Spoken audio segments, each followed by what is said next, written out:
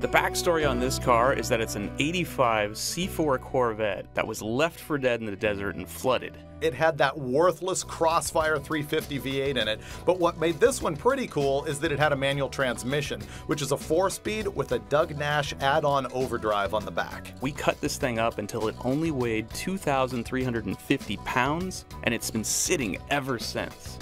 It got wasted. It got rained down the engine. There was weeds growing through it. Our junk was junk. Just turned to dust. And so we took one of our shop guys and set him to stripping every bit of plastic off the car. We gutted this thing all the way down to the bare frame.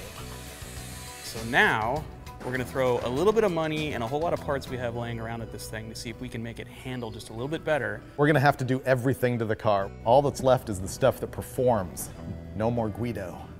The old 350 was all seized up, so we pulled that out and we put in a new engine that I had sitting around.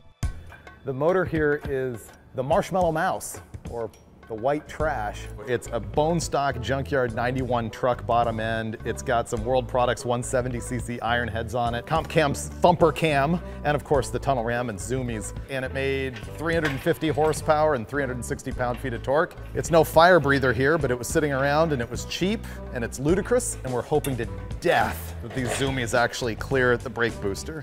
Oh, this zoomie is gonna be a drag. Little Sawzall might fix it. There we go. Like a glove. I was really starting to fall in love with the overall shape of the Corvette, and I didn't want the visual protrusion of those headers, so this is gonna look much cooler. Did you just say you fell in love with the shape of a Corvette? Yeah, but look at it. This is a new milestone we're hitting right here. However, this is now less Corvette and more Roadkill. Yeah. So here's part of our plan. We're trying not to spend a ton of money on this steel. And even though we don't have fenders on it, which means we could have put 12-inch wide wheels on this, we didn't do that. We are going to get rid of our 16 by 8.5 stock wheels and a set of dry rotted BFGs. Those are going to go away. And we had this set of 17 by 9s laying around, which are a ½ inch wider and an inch taller. And we've got a set of 285 4017 Continental Extreme Contact tires. They're wider, they're lower profile, there'll be less sidewall deflection here. This thing should handle a little bit better. But in an effort to save as much weight as we could, we ripped out every ounce of wiring in that Corvette.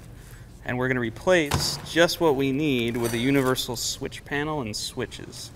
Because that small block Chevy has a ready-to-run distributor and an alternator. So we just had to pick one of many holes to run this through. There isn't much else on there that needs powering, so other than lights, we don't need a lot of wiring in this car.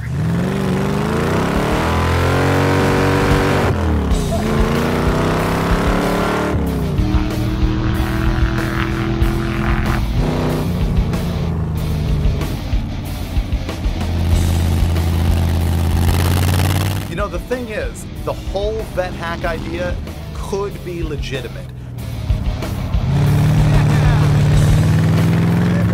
Stripping a C4 down to its bare bones and caging it, this thing only weighs 2,100 pounds. You could science out the suspension on this, give it some more horsepower. Imagine a Lingenfelter crate motor in this car. It would destroy all, and it would be an actual threat at a time attack event anyway.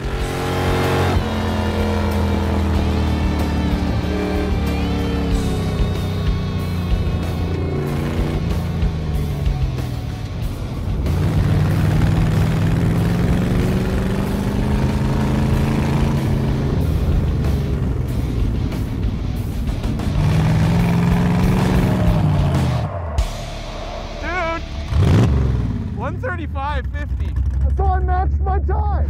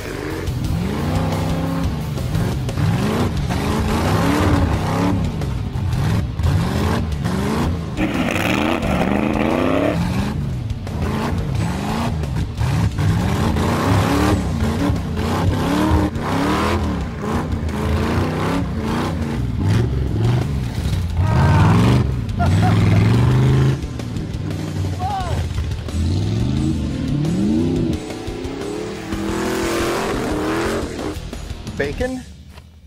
It's a little dusty. I'm gonna save myself for dinner in Palmdale.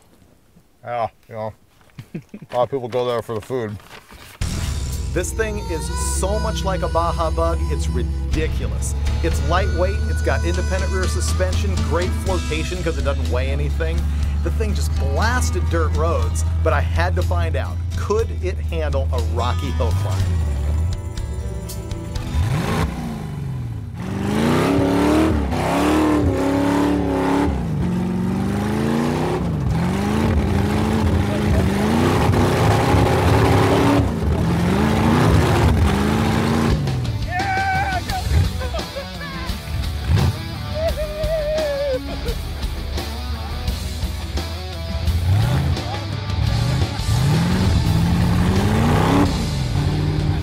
Believe it or not, this time we're worried about safety with the Vette Kart, because death. For example, we're gonna take some sheet metal panels and put them all around the outside of the cage to keep our arms and legs inside. This is actually gonna go pretty fast. We're gonna change the window nets a little bit because they're on the wrong side of the roll cage tubing and they'll get ground off on the track when we roll. There was a stain there. Stain's gone now. And we're gonna move the fuel pump so that it doesn't grind the ground, start some sparks, and catch on fire. Okay. The deal is this is a firewall between the front and rear seats. Does it make you feel safe? The firewall, I like it. It's good intentions. It's not exactly sealing us completely from the bomb behind us. What, all in here and everything? Yeah, the part by my head, you know. So you want all this filled in? You know, it'd be kind of cool. This is so much less convenient. Wow. I feel like I'm in a car now that it's got doors and stuff. Everywhere we go, it's gonna be a thunderstorm of horsepower. Let's go. And we're off.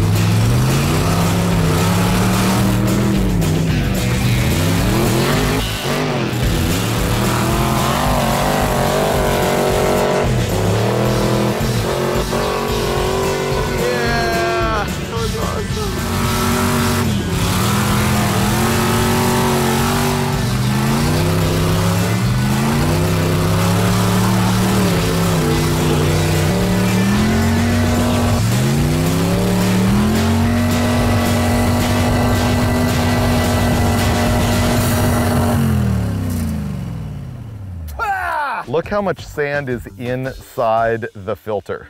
Can you hand me some CRC carb U clean or whatever they call that stuff? Cleaner carb. Cleaner carb. But back up. Ooh, look at the action on that. Oh yeah, this is gonna be great. Oh wow, it's wet sand too. Yeah.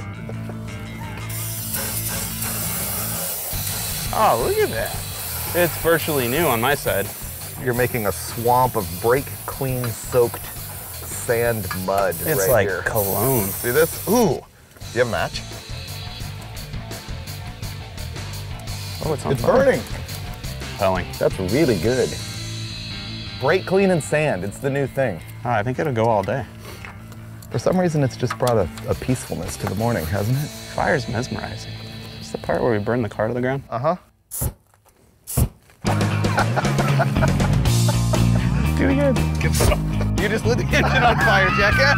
Yeah, Sherpa, extinguish it. No, no, no, no, no. There's fuel there. It's getting worse. That's funny. Oh, wow.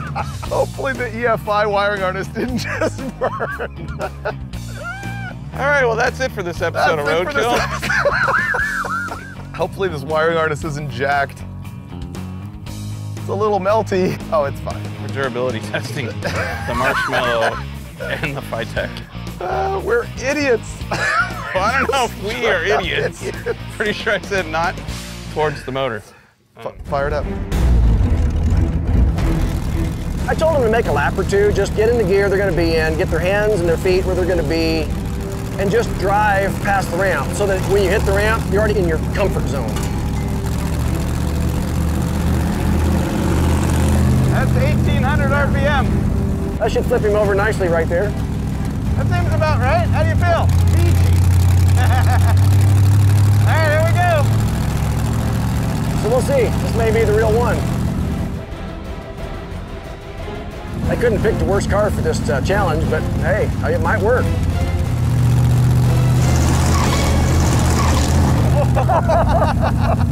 You didn't even hit the end of the ramp. No, it's hard to tell where the tire is.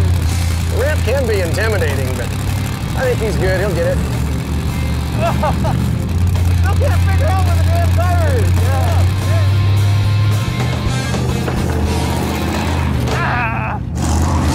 Damn, you have to get really aggressive. I'm looking forward to that.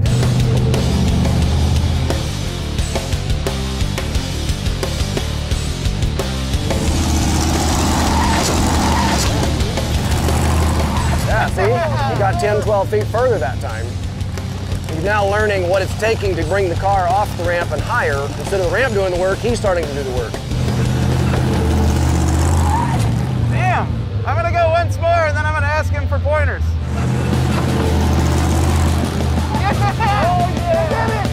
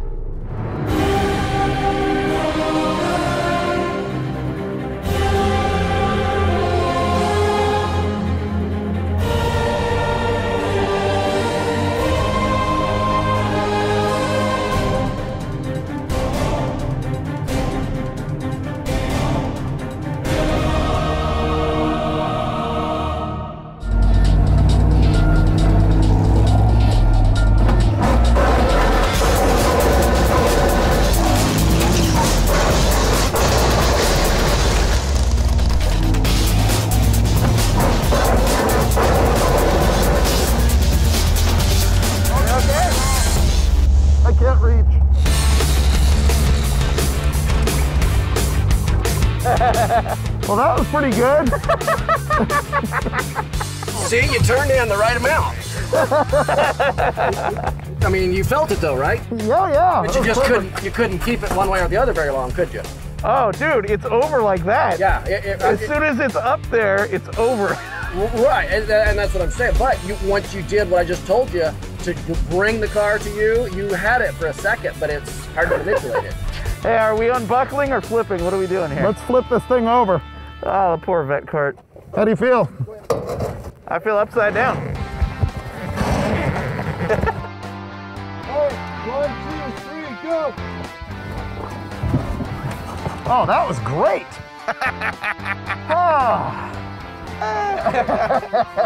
I'm so sore.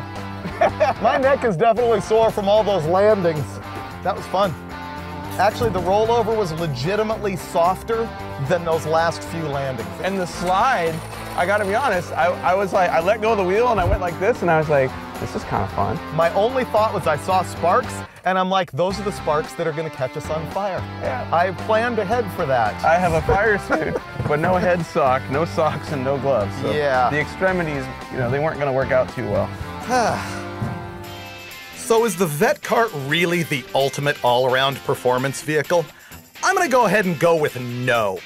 In the sand dunes, it was fun, but pretty sub-average in truth. And you saw what happened when we tried to get it up on two wheels. But do you really blame the Vette Kart, or do you blame Finnegan? I'm gonna go with blame Roadkill, because failing is what we do. And I gotta say, the Vette Kart is a little worse for the wear. The front suspension is shattered.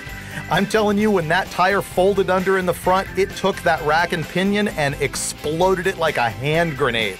And the roll cage, it's got some areas that are ground down as thin as aluminum foil. But the good news, we did figure out how to get all the sand out of the floorboards. So that means the Vette Kart is now really only good for one thing: donuts and burnouts with no steering whatsoever.